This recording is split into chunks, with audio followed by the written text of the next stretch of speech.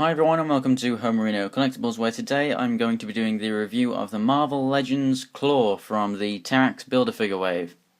So a quick look at the packaging, pretty standard for the return of Marvel Legends wave from 2012. Flip it onto the back and we have a decent picture of Klaw. This is actually what I would have preferred his arm to be like instead of being so long, and I'll show you exactly why in a second. And then we have this quick little bio, and then everyone else in the wave, and you have to collect everyone except for Thor to get your Build-A-Figure Terrax completed. So let's get this thing open and take a closer look at the figure.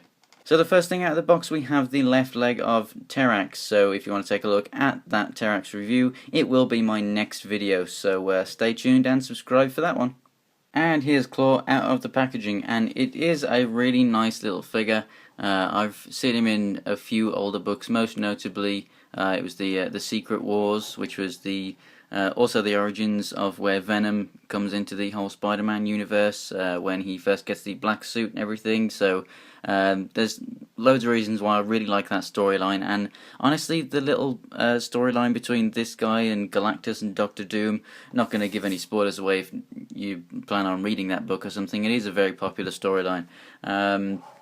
I just like that section of the book and everything, and I like this character's role in it and everything. So the reason that I think that this should be a little bit smaller just is personal preference, really. I mean, there's some books where you see it bigger, some books where you see it smaller. Even from page to page in Secret Wars, it changes a lot. You know how older comic books were, how sometimes things just weren't coloured in, and sometimes things were just not drawn as accurately from page to page and whatnot. But I just think that the one on the package just looks a bit better, where this is just a bit closer to him.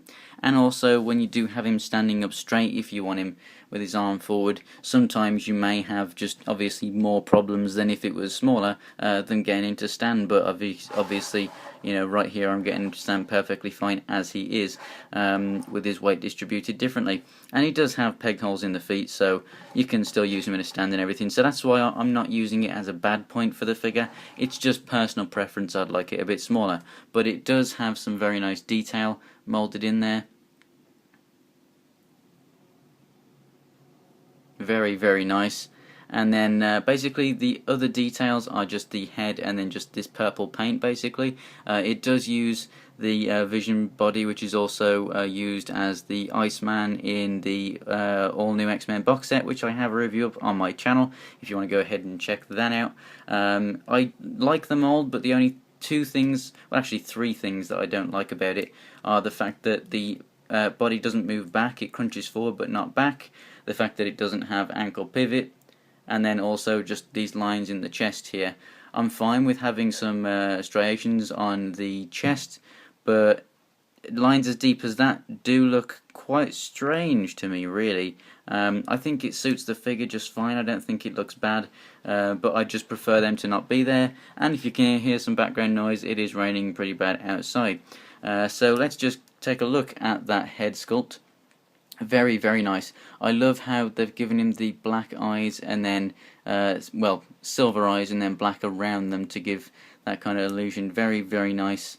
And then I love the silver in the mouthpiece there, and all of this mould over the top of his nose and everything onto the top of the mask. They got ears moulded in very nicely on the side there. It all looks very, very nice. And paintwork, I mean, it's just a little bit of purple. There's not really much that can go wrong. Same with down here. There's not much that can go wrong, to be honest. And it's just the classic costume of Klaw. It's just how he looks. So there's nothing to complain about. It's extremely accurate. The mould's pretty nice. As I said, there's some things to do with the articulation which I think could be improved upon, but let's just take a quick look at that now. So the head goes up a little bit, it goes down a little bit, and it goes left and right. Like I said, the body doesn't crunch back, but it does crunch forward very nicely. At the shoulders we get up and down, a full 360 that's ratcheted.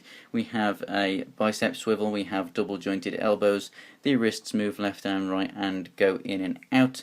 And then obviously that is not there on this arm. If we go down to the waist, he has raised rotation. The legs are on these ball swivel joints, so you twist it to go up and then back down again and out to the side, and as part of that obviously you get the swivel at the thigh, you get the double jointed knee, and then like I said the feet go up and down, left and right, but there's no pivot. And also, like I said, he does have peg holes in the feet, so you're not going to have too much problem standing him with this forward, but obviously having one smaller might aid that a little bit. As you can see, he does stand just fine, but in certain different poses he might not.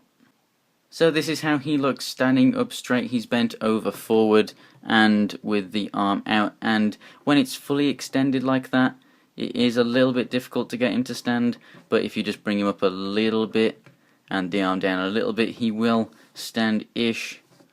And then if we just bring him straight up, he's perfectly fine. So yeah, if that was a little bit shorter, you might even be able to get more poses out of him, but like I said, he can stand on pegs, he'll be perfectly fine, but it's just personal preference of just seeing it there like that.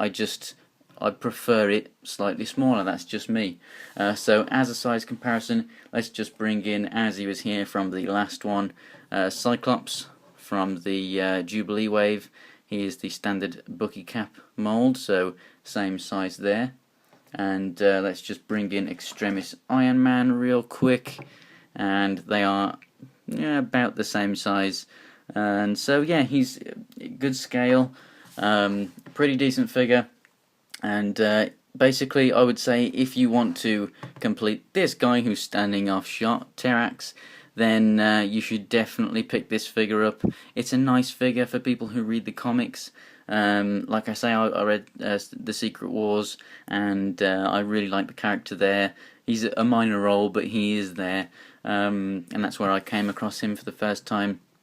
So I really do like having this figure, but you know, if you don't want him and if you're not building your Terrax, then I'd say it's definitely a figure to pass on. It's an average mould, there's nothing too great about it, but there's nothing too bad about it to call it a bad mould, so it's just one of those figures that if you want it, go ahead and get it. It'll be pretty cheap now, and if you don't want it, it's definitely something that you can pass on.